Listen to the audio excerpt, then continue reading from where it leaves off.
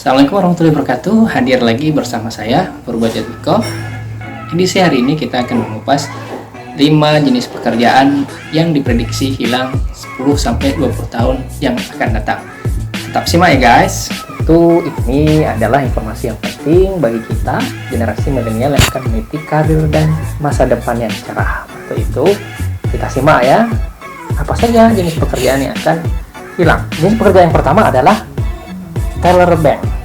Anda tahu seorang teller bank sekarang mulai diduifungsikan atau perannya mulai beralih oleh sebuah mesin. Tentu kita tahu ATM ya, juga tunai mandiri, itu sekarang kita sudah bisa store tunai, tarik tunai, transfer, bahkan kita tidak perlu datang ke bank untuk membuka sebuah rekening. Tentu ini akan menjadi mesin yang dapat menggantikan peran seorang teller bank. Berikutnya adalah jenis pekerjaan yang diprediksi akan hilang, yaitu yang kedua adalah customer service atau call center. Nah, biasanya kita ada keluhan, ada pertanyaan, ataupun ada terkait masalah sesuatu, kita akan menghubungi call center atau posisi pekerjaannya adalah seorang customer service. Nah, perlu teman-teman ketahui bahwa customer service sekarang sudah digantikan oleh namanya sebuah mesin chatbots. Chatbot ini adalah sebuah mesin yang dapat secara otomatis menjawab seluruh keluhan, pertanyaan dari konsumen. Mereka dapat mengidentifikasi suara, bahkan pesan teks secara otomatis. Sehingga ketika Anda ingin bertanya, kita cukup mengirimkan pesan teks saja. Atau bahkan kita bisa berkomunikasi secara lisan. Karena itu kehadiran call center dan kehadiran chatbot itu kemudian menjadi tantangan peran seorang call center. Karena saya juga punya pengalaman sendiri. Ketika itu saya ingin memindahkan blogspot saya ke sebuah hosting.com.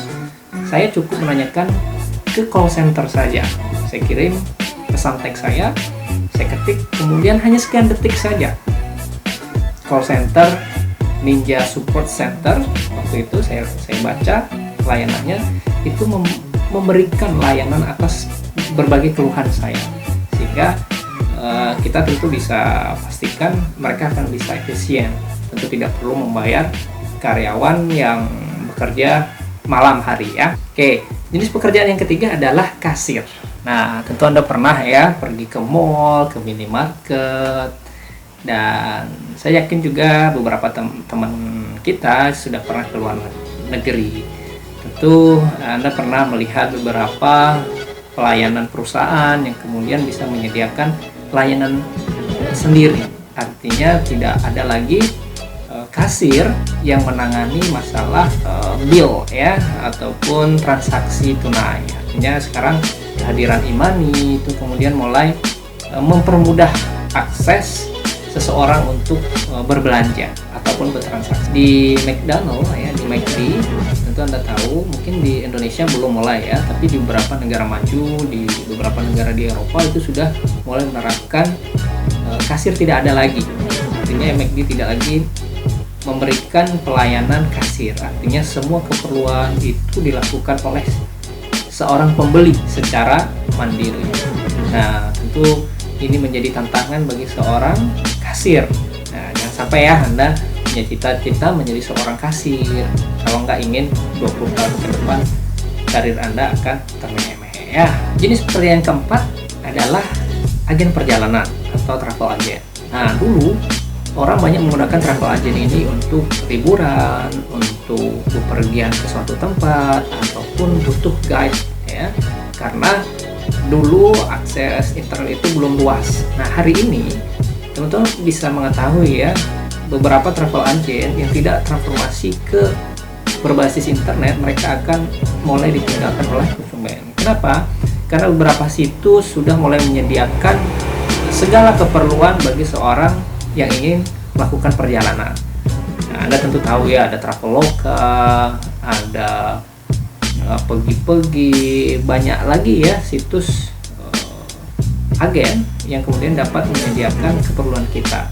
Artinya tanpa perlu seorang agen perjalanan, kita sendiri pun dapat melakukan perjalanan kemana kita inginkan. karena tentu juga Anda pernah punya pengalaman, bukan? Nah, artinya memang travel agen ini ke depan akan hilang. Nah, tiba sekarang yang nomor 5 ya teman-teman. Nomor 5 ini adalah jenis pekerjaan yang akan hilang. Itu adalah manufacture workers atau pekerja buruh pabrik.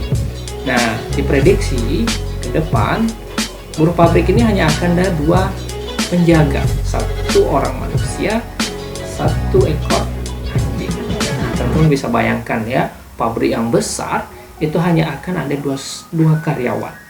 Ya, apa tugasnya?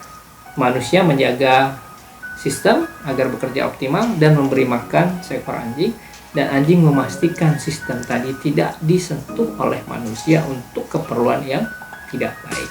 Tadi kita sudah menyimak ya 5 jenis pekerjaan yang akan hilang. Saya ulangi ya, yang pertama adalah seorang teller bank, yang kedua adalah apa tadi?